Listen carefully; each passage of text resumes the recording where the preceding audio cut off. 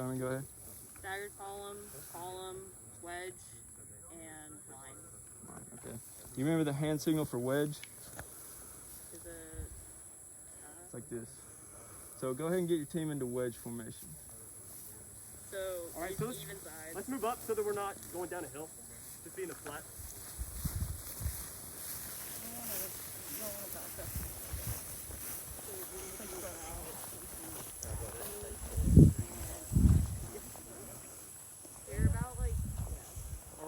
So it should be about 10 yards of space.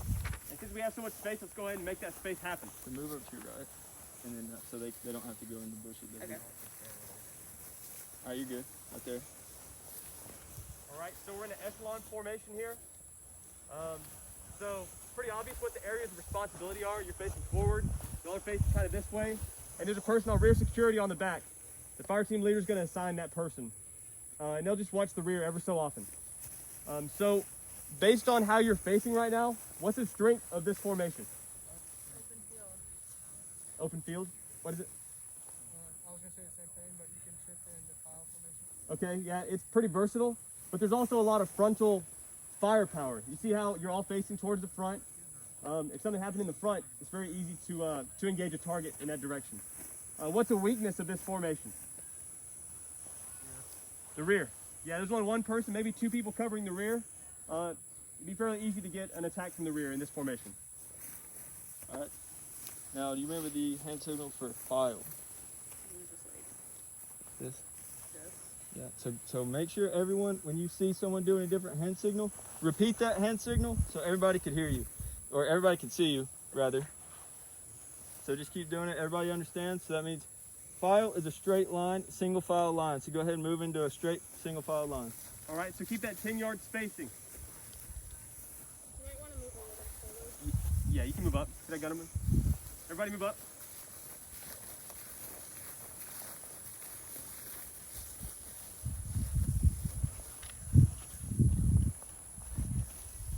All right, so in this formation, the fire team leader is going to choose a direction, and then each other person is going to alternate which direction you're facing. So Cadet Gunnerman, choose a direction. All right, so Troiano. Yep, so Cadet Troiano, because she's facing that way, you're facing this way. Yeah, and then alternate. Yep, good. All right, so what's the strength of this formation? Hard to get flanked. Hard to get flanked, yeah. Yeah. Easy to navigate through rough terrain. What's a weakness? What's one area that's not really covered that well? Forward. Relatively well. There's another area that I'm thinking of. Back there, in the rear. Who's covering the rear right now? One person. All right. Now go ahead and get them into line. Do that hand signal. So when she does this hand signal right here, you're going to go into a line formation, which is the same as file, except for you're rotated 90 degrees, so you'll all be lined up this way. Make sure we're keeping our distance.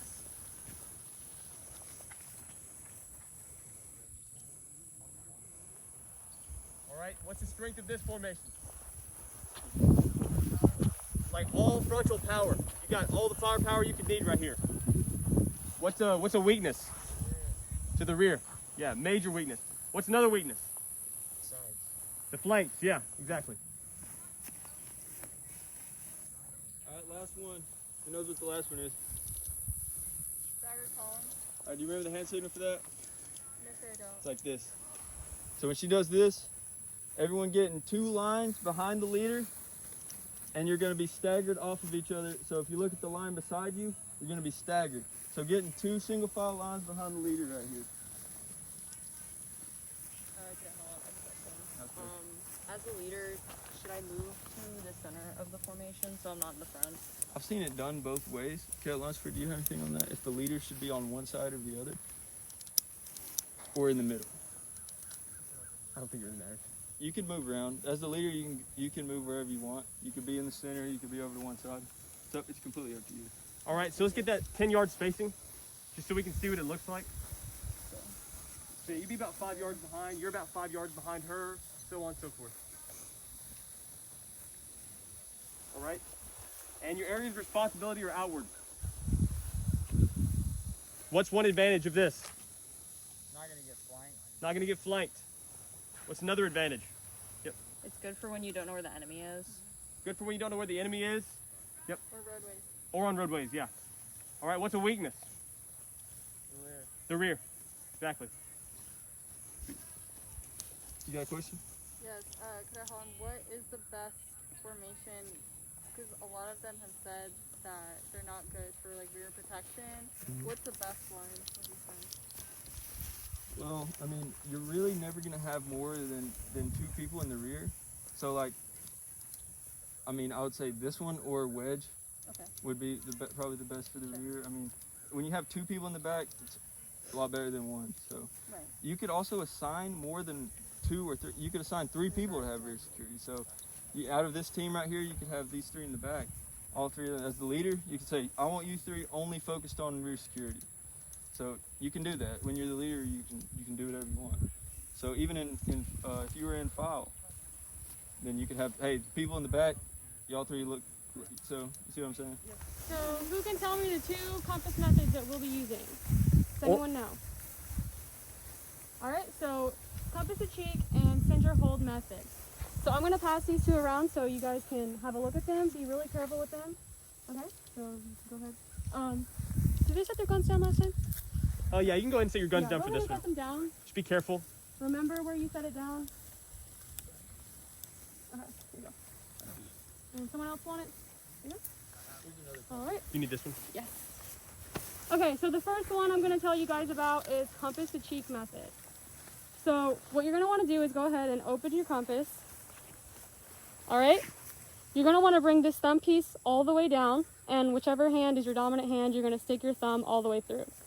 So you're going to have both index fingers on the side like so, and you're going to want to bring the cover, this is your cover, up 90 degrees, and then your sight, which is the lens, 45 degrees. All right?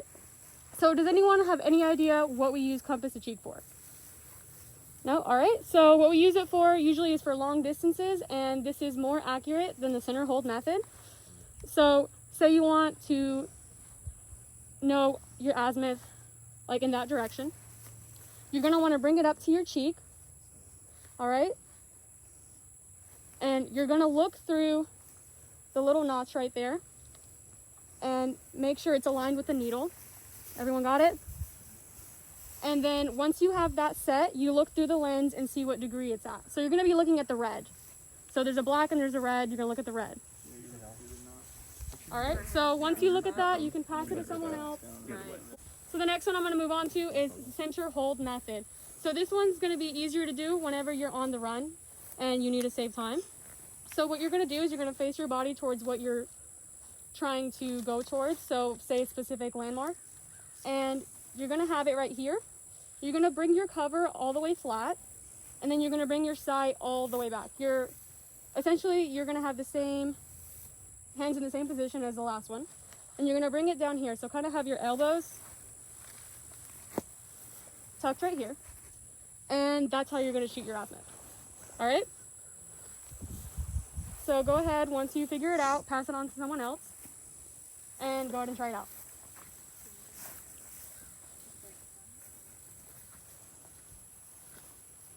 All right. Does anyone have any questions? You good? All right.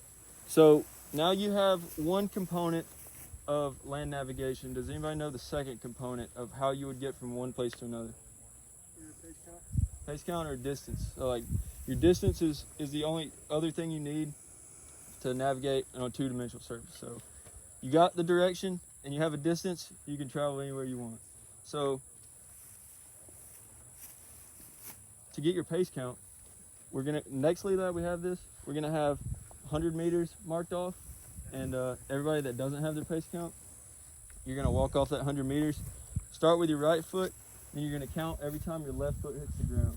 So the important thing with this is not to take unnatural sized steps. So you don't want to be like doing like this, or you don't want to take smaller steps.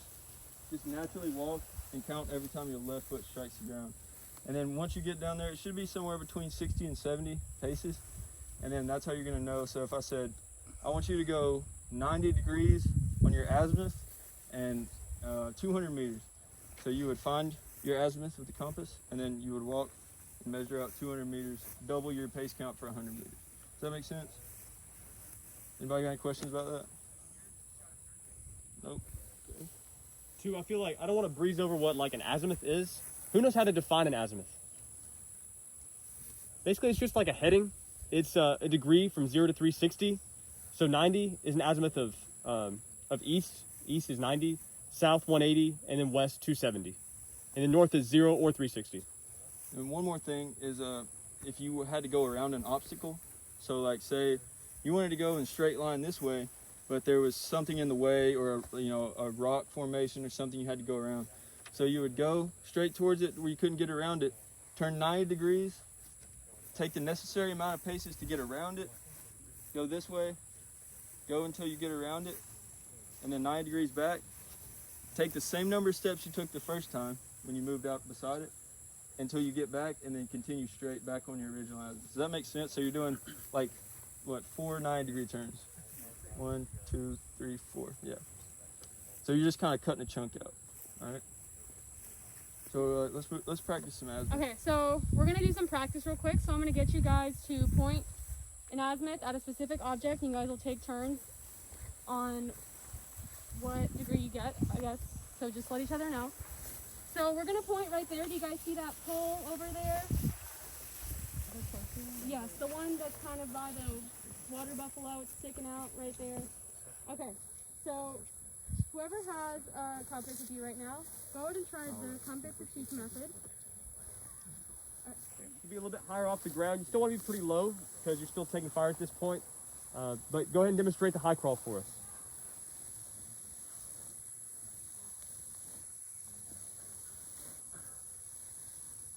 So I hold my weapon with my 2 arms kind of cradled, and I'm walking on my elbows and knees. Every time I move, I'm laying my feet flat, so I'm going like this, flat.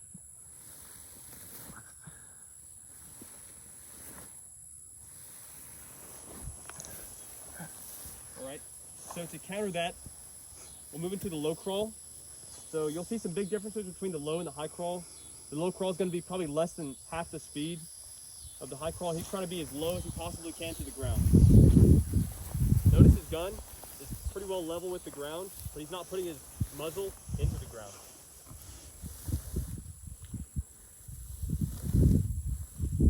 Grabbing with my right hand and pushing with my right knee and right leg, like this. Notice his ankles, his feet are like very flat, as flat as possible to the ground. In my head, I'm basically eating the grass, which you don't want to have your head up like this. It kind of defeats the purpose. You have it low. All right, and this is not, it's not a race. It's not supposed to be fast. It's supposed to save your life. So let's go ahead and demonstrate it. So go ahead and get out your line. Grab your firearms if you don't have them. Watch out for a fire pit. Hold it.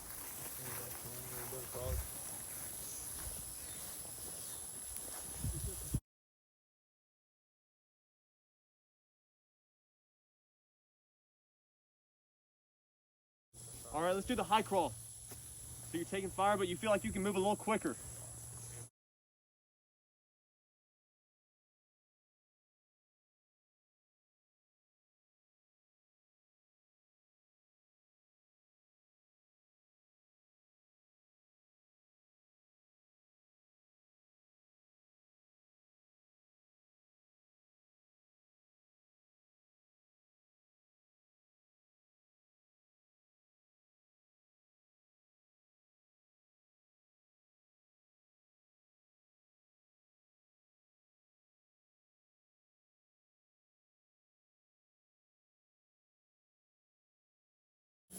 All right, let's move into the low crawl. So just where you are, just transition to the low crawl.